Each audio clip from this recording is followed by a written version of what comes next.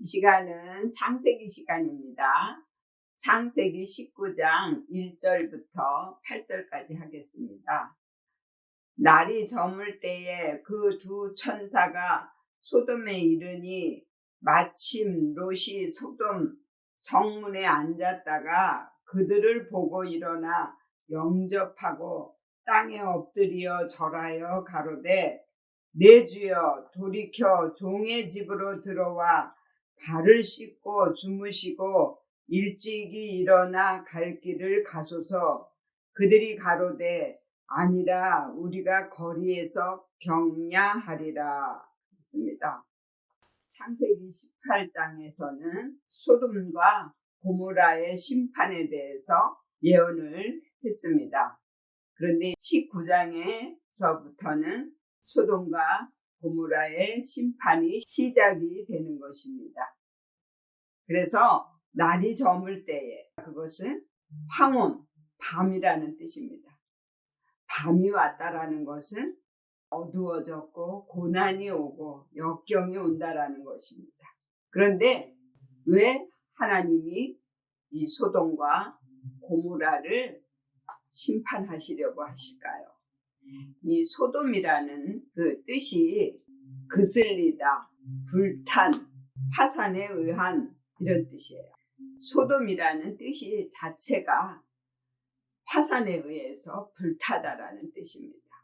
그런데 이사야서를 보면 이 소돔과 고모라에 대해서 말씀을 하십니다.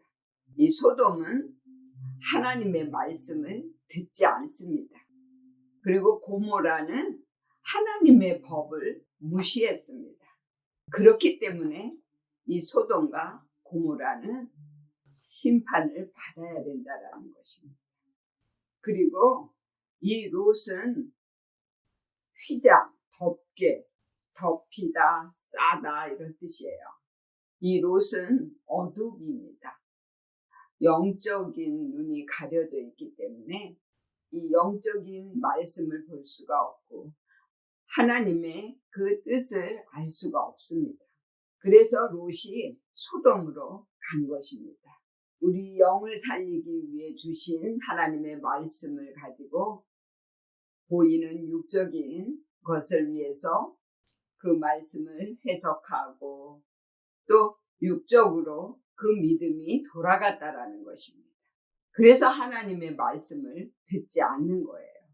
하나님의 말씀은 오직 우리의 영을 살리고 우리의 마음을 고쳐서 온전히 하나님만 바라볼 수 있는 믿음을 만드시는 것이 하나님의 뜻인데 자꾸 육의 욕심을 따라서 자기 자아 본성을 따라서 하나님을 믿고 또 하나님의 말씀도 그렇게 적용을 하게 된다라는 거예요.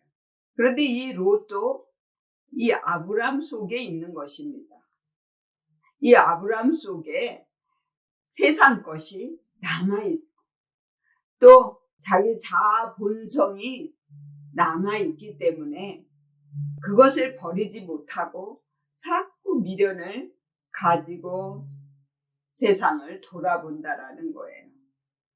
그래서 이 아브라함의 믿음에서 이제 롯을 버려야 돼요. 우리는 오직 하나님만 바라보고 영적인 것을 위해서 하나님을 믿어야 된다라는 거예요. 그런데 이 소돔적인 믿음들은 교회 중심, 보이는 교회에만 가서 제사를 드리면 된다라고 생각하고 자기 삶에서는 예배를 드리지 못하는 그런 믿음이에요. 우리가 예배를 드리는 것은 나를 죽여서 하나님 앞에 온전히 제물로 드리는 거예요. 그것이 바로 예배예요. 믿음은 무엇이냐면요, 맡기는 거예요. 우리의 영적인 모든 것을 그리스도에게 맡기다라는 뜻이에요. 그래서 맡겨야 되는데 하나님께 온전히 맡기지를 못하고 자꾸 자기가 뭔가를 하겠다고 하는 거예요. 그것이 바로 하나님의 말씀을 듣지 않는 거예요. 보이는 교회에 가서는 하나님의 말씀을 어떻게 적용하고 이 삶에서 어떻게 십자가를 져야 되는지 철저하게 배워야 되는 거예요. 그리고 제사와 예배는 삶에서 드리는 거예요. 삶에서 하나님이 모든 걸 다 하신다라고 믿어야 되고요. 옆에 있는 모든 사람들이 다 나를 위해 일하는 하나님의 일꾼이라고 믿어야 되는 거예요. 그것이 바로 우리가 하나님을 온전히 믿는 거예요. 그래서 그런 믿음을 갖게 하기 위해서 이제 소돔과 고모라를 심판을 하시는 것입니다. 그리고 3절에 롯이 간청함에 그제야 돌이켜서 그 집으로 들어오는지라 롯이 그들을 위하여 식탁을 베풀고 무교병을 구우니 그들이 먹으니라 그랬습니다. 롯이 그들을 위하여 식탁을 베풀고 무교병을 구웠다 그랬어요. 이것은 자기가 깨달은 그 말씀을 가지고 하나님 앞에 기도하고 또 형제들을 구원하기 위해서 열심히 또 전도도 하고 그러는 믿음인데, 그런데 고난이 오면 그 고난에 대해서 오히려 감사하지 못하고 그 믿음이 작아지는 믿음이라는 거예요. 그래서 이 롯이 심판을 받을 때에 소알 땅으로 갔어요. 이 소알이라는 뜻이 작아졌다라는 뜻이거든요. 자기가 깨달은 말씀으로 다른 사람들을 먹이고 또 그 말씀을 전했다라는 것입니다.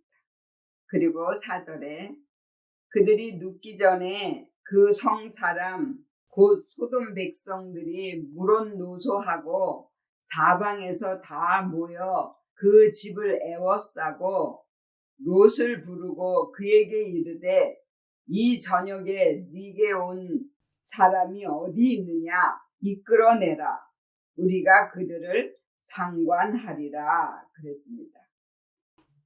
사방에서 모여 그것이 카체인데요. 그건 한계성, 어근이 카차예요. 파괴하다, 문질러 벗기다.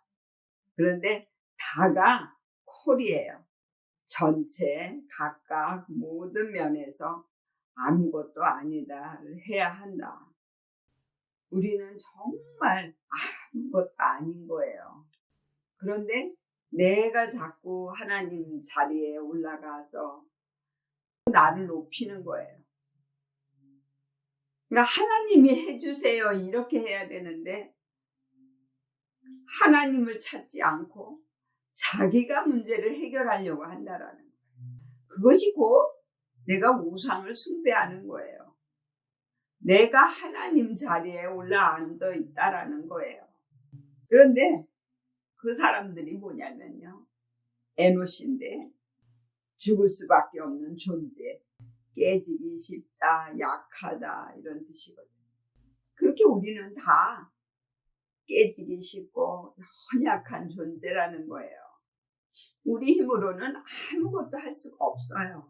그런데도 불구하고 우리가 뭔가 할 수 있다고 생각하는 거예요. 여기에서 상관하리라가 야다예요. 그것은 알다, 가르침이나 표시나 형벌을 밝히 알아차리다 이런 뜻이에요. 남자가 남자를 상관하겠다라는 것은 이 남자는 믿음이고 말씀이고 또 지식이기도 합니다. 그리고 여자는 기도고 감정이에요. 이 믿음과 기도가 연합해야만 새로운 믿음을 낳을 수가 있는 거예요. 그런데 오직 믿음만 가지고 하겠다라는 거예요. 그래 요때의 믿음은 무엇이냐? 소돔과 고모라적인 믿음만을 가지고 소돔과 고모라적인 믿음을 키우겠다라는 거예요. 교회만 가야만 하나님을 만날 수 있다고 하는 그 믿음도 버려야 되고요. 형식적인 것, 육적인 그런 것들도 다 버려야 되는 거예요. 우리 하나님 앞에서는요, 모든 형식이나 이런 것들이 다 필요 없어요. 그냥 하나님을 내 마음에 모셔드리고 늘 하나님과 함께하는 삶을 사는 것이, 그것이 곧 교회가 되는 거예요. 하나님이 내 속에 들어오시기를 원하시는 거예요. 그래서 내가 어디를 가든지 하나님의 빛을 나타내고 예수 그리스도를 나타내는 것을 더 기뻐하신다라는 거예요.